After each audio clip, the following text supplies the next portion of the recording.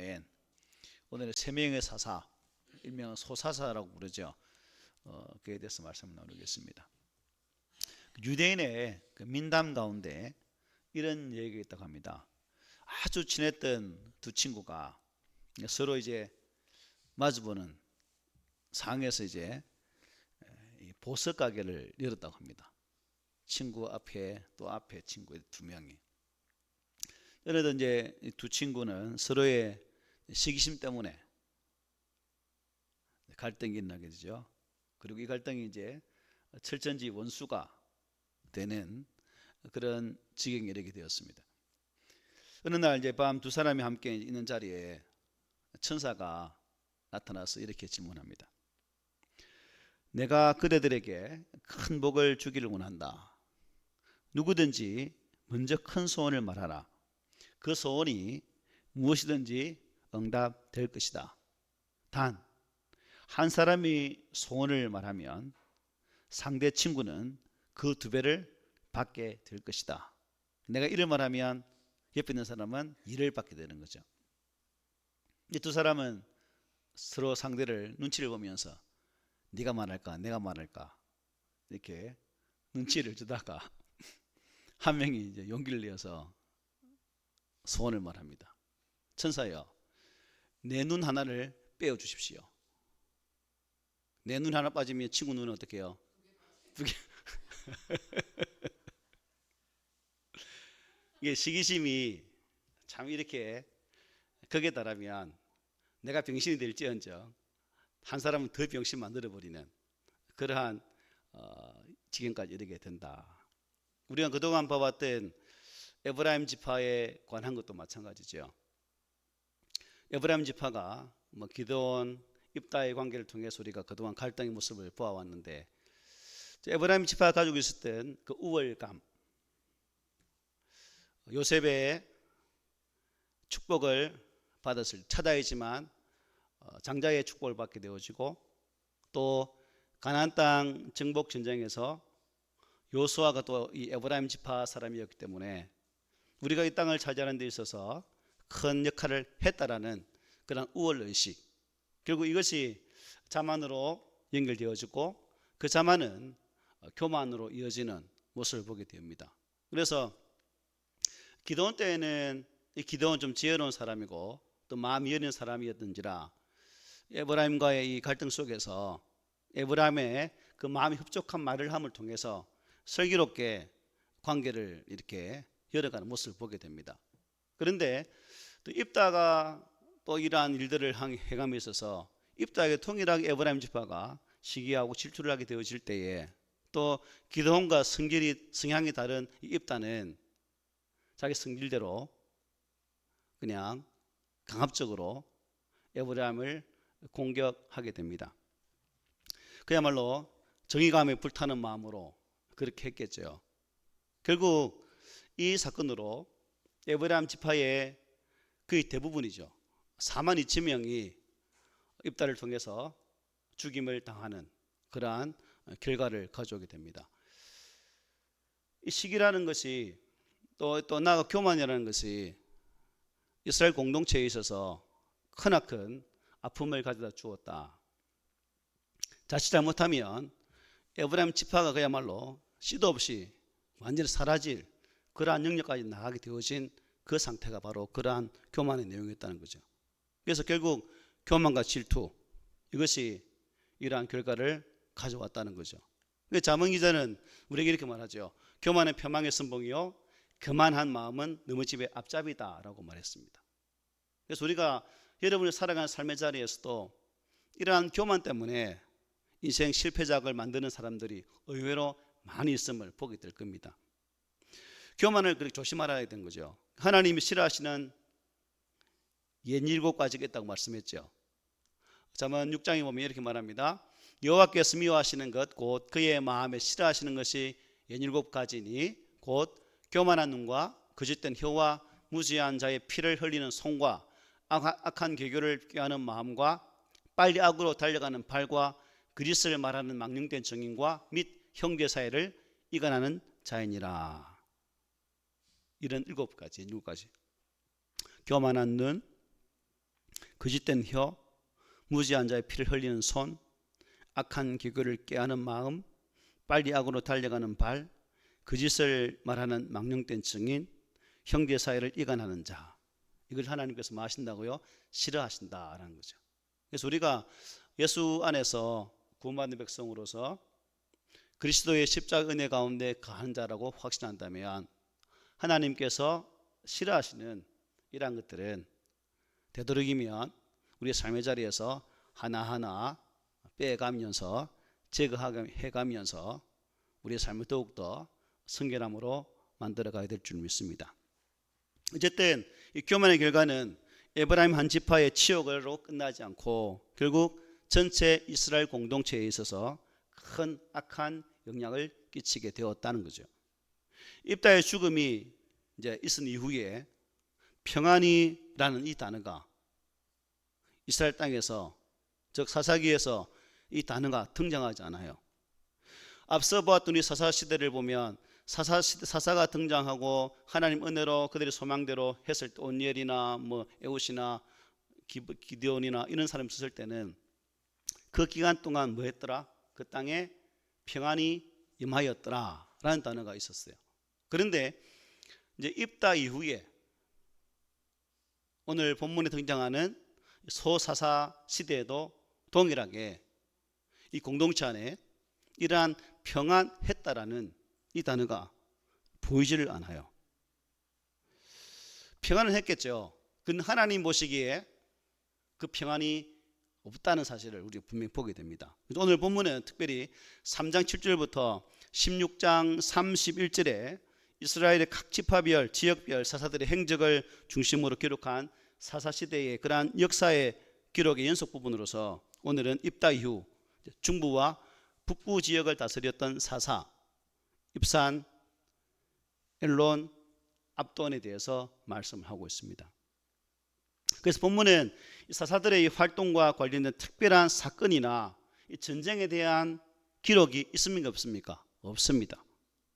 이 세 명의 사사들의 출신과 활동 시기와 죽음 다른 특징적 요소는 없고 이것 한두 가지씩만 기록하고 끝을 맺고 있습니다. 그런데 이들이 다스린 때에 어느 한간 사람이 후기에도 그들이 다스리던 시대가 평화로웠다는 단어가 없었다는 거죠. 그만큼 동족 간의 싸움은 큰 갈등과 상처를 남기고 말았다는 거예요. 형제 간에 피비린내 나는 싸움에서 이겼다고 평안할 수 있겠습니까? 제 집안을 보더라도 제 아버지 부친 사후 부친 생존 이유를 구해보면 집안 꼬라지가 말이 아닙니다. 아버지가 살아계실 때의 상태하고 제 아버지가 돌아가신 이후의 상태는 그야말로 먼팔 5분 전입니다. 그래서 이게 참 바르게 회복하기가 쉽지 않다는 거죠. 이스라엘 사람도 마찬가지입니다. 지금 이 상황이 하나님의 거룩한 백성으로서 그동안은 어떻게든지 사사를 통해서 하나님의 거룩한 은혜 가운데 동질감이라는 그러한 것으로 유대감을 가졌지만 이제 새롭게 세워지는 이후에 세워지는 이러한 사사들을 통해서는 그러한 동질감 의식이 사라지고 지파별 대결, 동족 간의 싸움 이것을 통해서 이스라엘 공동체에 큰 어려움들이 나왔다는 거죠. 그야말로 내분, 분열이었습니다. 훗날에 보면 이 내전을 통해서 사사 20장에 가서 볼 것인데요. 베냐민 지파가 그야말로 몇 명밖에 안 남는 그런 결과를 가져오기도 하죠. 이 싸움이 이렇게 이스라엘 지파들 가운데에 큰 고통을 가져왔다는 거죠.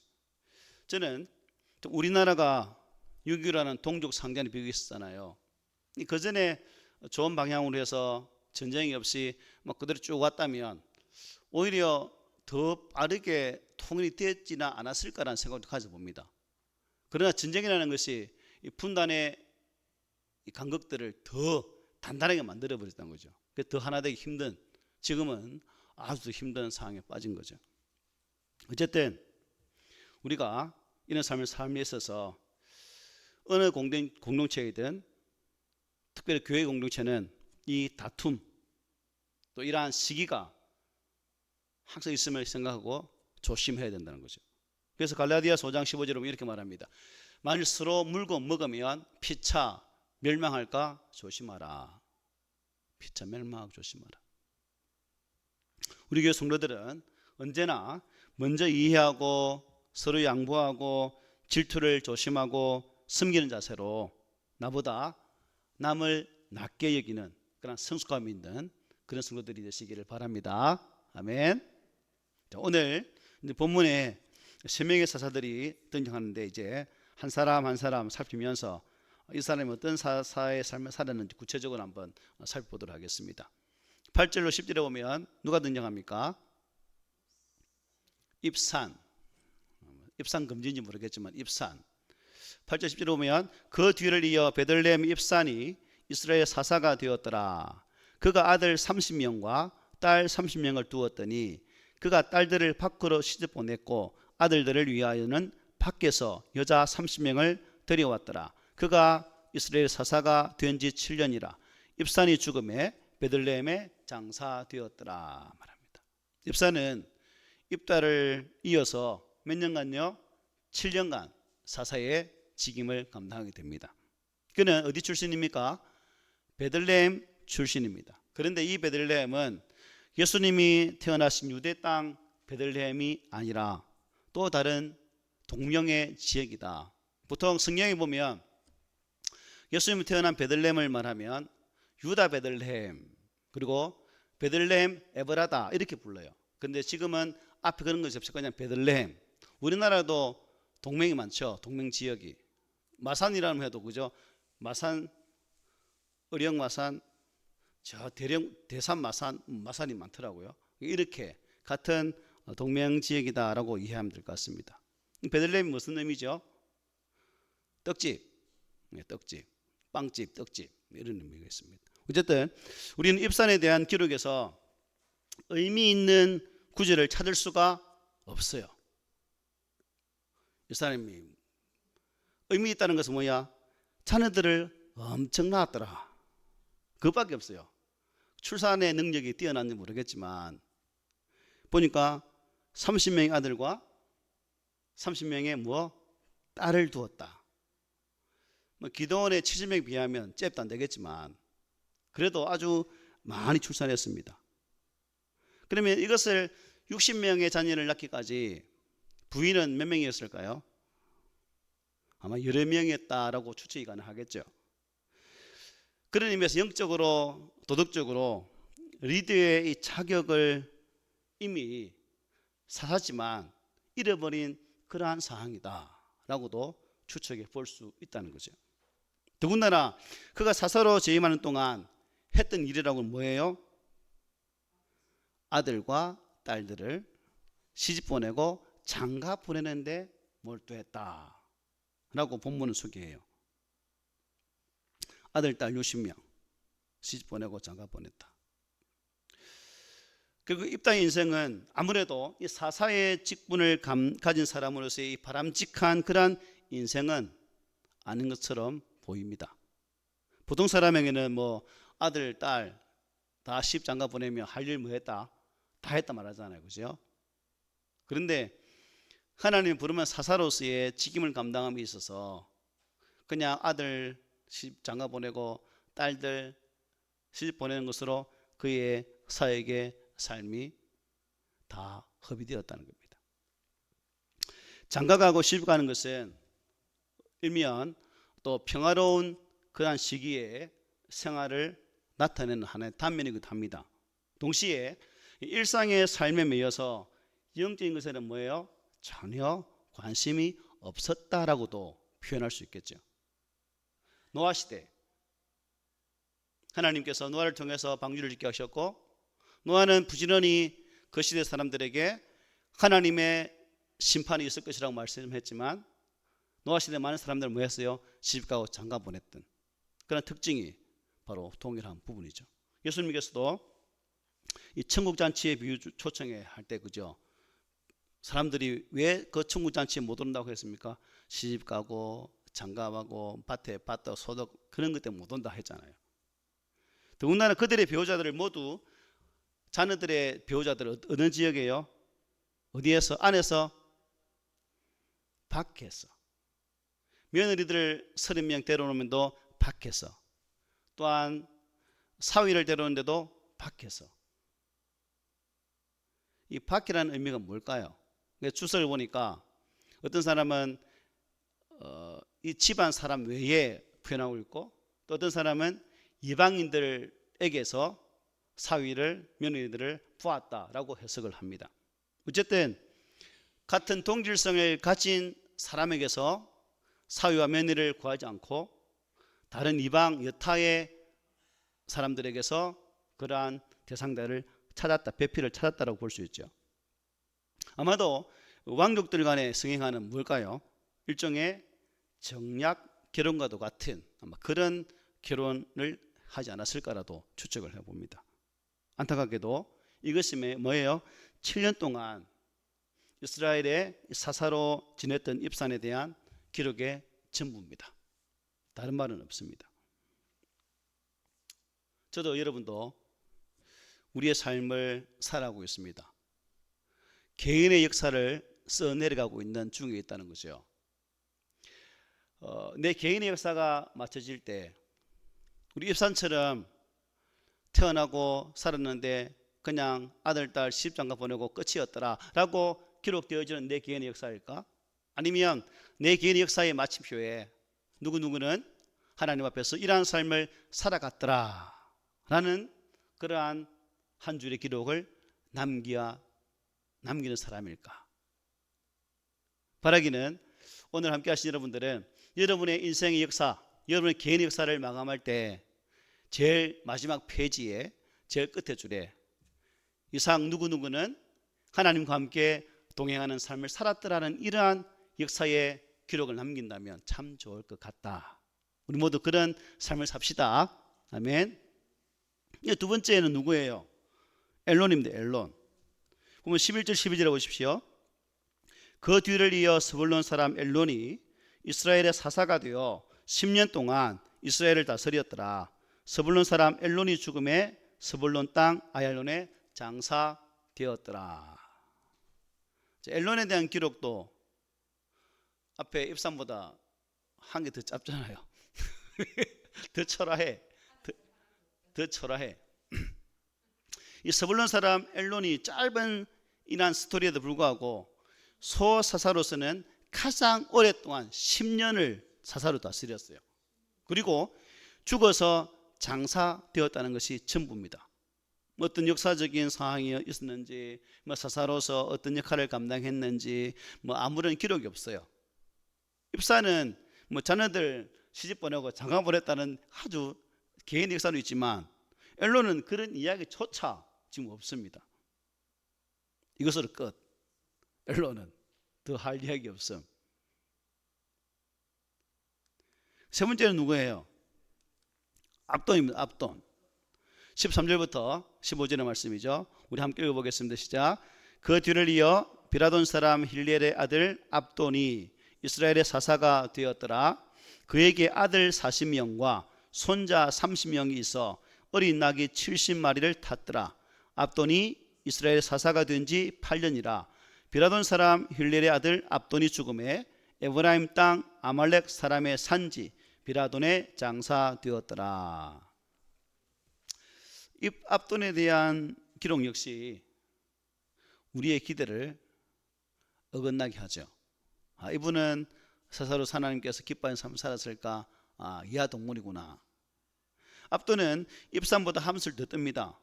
아들뿐만 아니라 누까지요? 손자까지 모두 합쳐서 70명이 있었고 그들이 모두 뭘 탔다? 어린 낙이 70마리를 탔다. 사사 우리가 그 야외를 할 때 30명 아들들이 나귀를 탔다고 했잖아요. 그때 제가 비유하기를 이 나귀를 탔다는 것은 무슨 의미다? 가장 비싼 차를 탔다라고 이렇게 말씀드렸죠. 당시에 부의 상징 나귀를 타고 다녔다. 손자들까지. 참 이게 모든 사람이 다 차가 있다는 거죠. 오늘날도 우리는 모든 자녀들이 자가용 몰고 다닙니까? 아니잖아요. 그런데 자가용을 다 몰고 다니는 그런 상황. 그래서 압도는 몇 년? 8년 동안 사사로 있다가 죽어서 에브라임 지역 비라돈 땅에 장사되었다라고 본문은 말합니다. 이쯤에서 우리는 이런 생각을 해볼 수 있죠.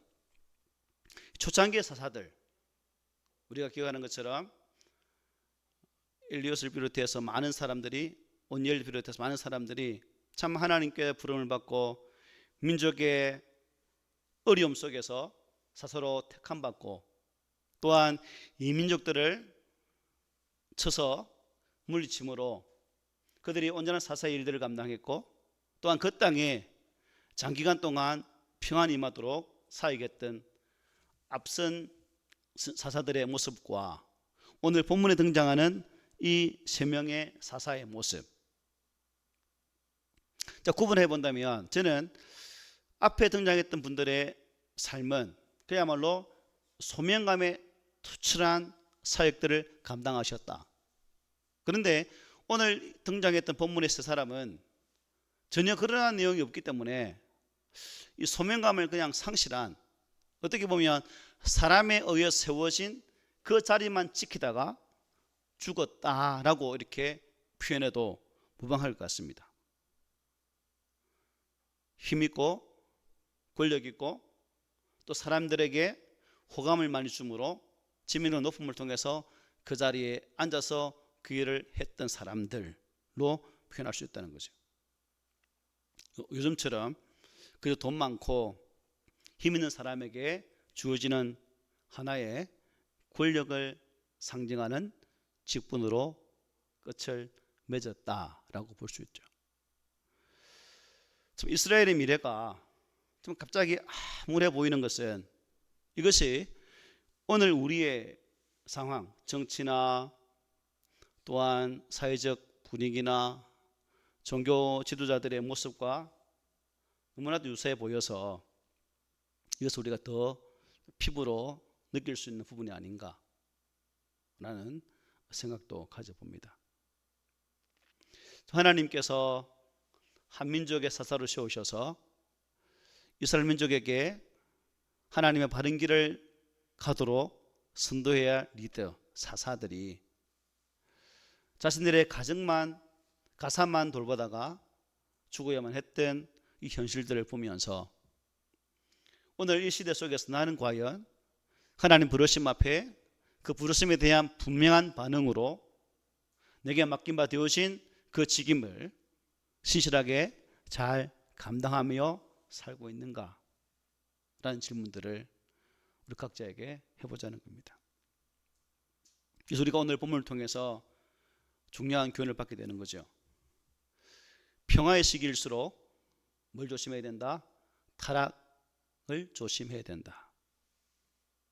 이 세 명의 사사가 다스린 시기 특별한 전쟁이 없었습니다. 그냥 평화라고도 볼 수 있죠. 어찌 보면 합산이 총 몇 년입니까? 7년, 10년, 8년, 총 25년입니다. 그러나 그러한 평화의 기는 이스라엘에게 있어서 타락으로 치닫는 시기였다는 거죠. 타락으로. 그것은 입상과 압돈이 각각 60명, 40명의 자녀를 두었다는 이 사실로도 확인이 가능합니다. 자손의 번성은 풍요와 번영을 상징한다고 볼 수 있습니다. 그들이 그렇게 많은 자녀를 두었다는 것은 또 아울러서 그들은 중첩, 많은 처첩을 두었다는 사실도 우리가 반증하는 내용이기도 하죠. 그러니까 입상과 압도는 일부 이치제를 정하신 하나님 명령을 거스르고 많은 처첩을 취하는 잘못을 범했다는 거죠. 이것은 그들이 평화기에 영적으로 어떻게 해요? 나태해져서 하나님의 명령에 결국 소홀히 임한 결과의 삶을 살았다는 겁니다.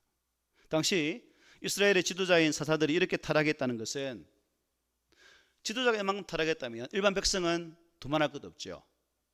아마 이스라엘 백성들의 영적 상태는 이들보다 심하면 심했지 덜하지는 않았을 것입니다.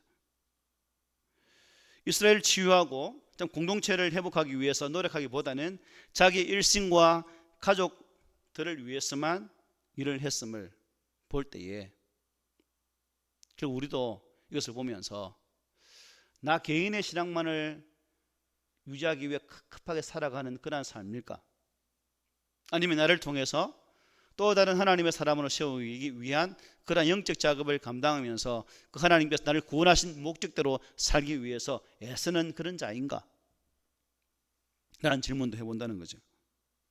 성경은 우리가 조심해야 할 것에 대해서 말씀합니다. 이 개인적인 치부가 영적으로 얼마나 위험한지를 잘 말씀해줘요. 신명기 8장에 보면 이렇게 말합니다. 또 내 소와 양이 번성하며 내 은금이 정식되며 내 소유가 다 풍부하게 될 때, 다 함께 시작. 내 마음이 교만하여 내 하나님 여호와를 잊어버릴까 염려하노라. 하나님께서 모세를 통해 주신 신명기의 말씀을 우리에게 보여주시는 것은 이스라엘 백성들에게 그 풍요로움들이 오히려 여호와 하나님 잊어버릴까 참 염려된다라는 이 말을 듣게 되었다는 거예요. 오늘날도 이 말씀은 비단 모세 시대의 말씀만 아니죠. 우리 시대에도 가난하고 궁핍할 때는 하나님을 찾고 하나님 어찌하든지 나를 도와주십시오 라고 외친 많은 분들이 물질적 풍요가 오히려 신앙의 나태를 가져왔다는 거예요. 우리 한국을 보더라도 60년, 70년, 80년 초까지 참 서로 잘 살아보려고 발버둥 치고 애쓴 그 시대에는 하나님의 교회가 든든히 세워졌고 많은 성도들이 그야말로 땀 흘려 수고한 영적 헌신들이 많았습니다. 그 오늘날 1인당 GNP 35,000불이라고요. 그 많은 부요들이 우리의 신앙에 유익되었을까라고 물었을 때 저는 단호하게 아니다라고 말씀드리고 싶습니다. 그리고 계시록 3장 17절에 이렇게 말하죠.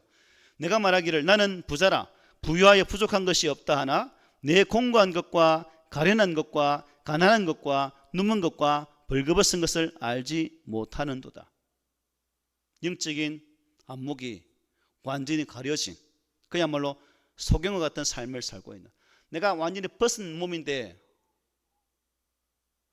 모르는 거죠. 임금님기면 당나귀 귀, 유리옷 하는 있잖아요. 다른 사람 다 보이는데 유리옷 입어서 아이고 속이 안 보인다고 임금은 할딱 벗고 돌아다니는 거의 동하고 마찬가지잖아요. 하나님께서 오늘 이 시대에 우리에게 이러한 말씀을 주신다는 것은 우리 영적인 시각이, 영적인 눈이 참 밝게 떠여져서 내게 주신 그 은혜에 바른 삶을 살아가도록 참 우리가 영적인 수고로움을 감당해야 되지 않을까.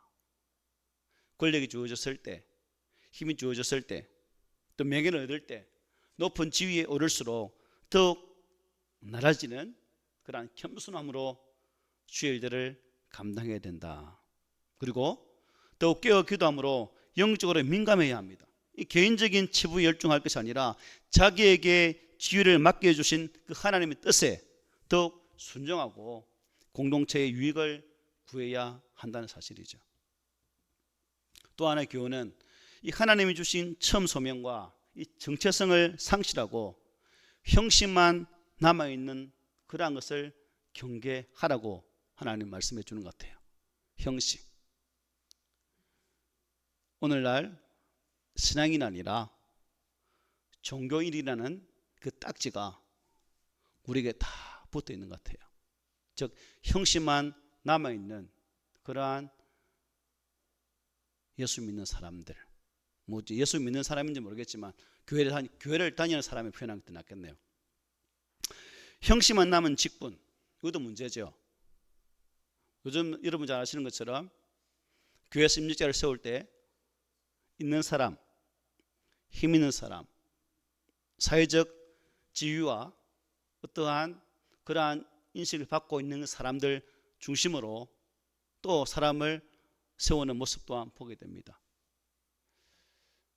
부에 재력이 없으면 임직식도 하지 못하고 또한 중직을 맡아 섬길 수 있는 기회도 점점 사라지는 이러한 때 다르지 않죠. 그래서 우리가 받은 소명에 대한 분명한 자각, 나는 누구인가? 나는 과연 하나님 은혜로 구원받은 자로서 하나님께서 이 마지막 시대에 나를 세우신 그 자리에서 세우신 뜻대로 순종하며 살고 있는가? 라는 것입니다. 분명한 소명도 없고 또한 그 자리에 대한 사명의식도 없고, 그러니까 목사를 세워도 장로를 세워도 집사를 세워도 군사를 세워도 의미 없다는 거죠. 도리어 책망만 커져 갈 뿐이라는 겁니다. 소명을 감당하지 못했을 때 그 부끄러움, 아버지 앞에 섰을 때에 야, 너 뭐 하다 왔니? 하루 밥 먹고 새끼 밥 먹고 자다 왔는데요. 주일 되면 교회 갔다가 왔고요. 그래서 그거 어땠는데? 그래서 뭐 어쩌라고? 하면 뭐라 대답하실래요? 말씀 믿겠습니다. 나는 장차 주님의 부름을 받은 후에 사람들에게 어떻게 기억되는 사람이 되기를 원하십니까? 김효성이가 죽었을 때 우리 꿈있는 교회 성도들은 그놈의 목사 어떻게 판단할까요? 아마 괜찮은 목사라면 그 목사님 하겠고, 좀 쑥쑥한 삶을 살았으면 그놈의 목사 이렇게 표현하겠죠. 자, 여러분이 돌아갔을 때 여러분의 묘비에 어떤 글귀가 기록되기를 원하십니까? 또 주님 앞에 섰을 때 어떤 모습으로 인정받고 싶으십니까? 적어도 자식 장가 보내고 시집 보낸 것이 가장 큰 업적이 되어서는 안 되지 않겠어요? 좋은 집에 살고 좋은 차를 탄 것이 자랑이 되어서도 안 되지 않겠습니까? 주님께 세우신 소명을 따라서 먼저 그의 나라와 의를 구하는 삶, 하나님을 사랑하고 이웃을 사랑하는 일에 최선을 다하는 그러한 모습이 오늘 마지막 때에 우리 믿음의 사람들이 더 그런 자세로 무장되어야 되지 않을까라는 생각도 가져봅니다. 우리가 한평생을 살아가다 보면 내 개인의 평화기가 있을 수도 있습니다. 또한 시련의 때도 있을 수 있습니다. 그런데 우리에게 찾아오는 시련기는 대개 하나님께서 우리에게 허락하신 평화기를 잘 순종하지 못한 결과라는 거예요. 그러므로 우리는 평화의 때일수록 나 자신을 잘 돌아보고 타락의 길을 가지 않도록 조심하는 성도들이 되었으면 합니다.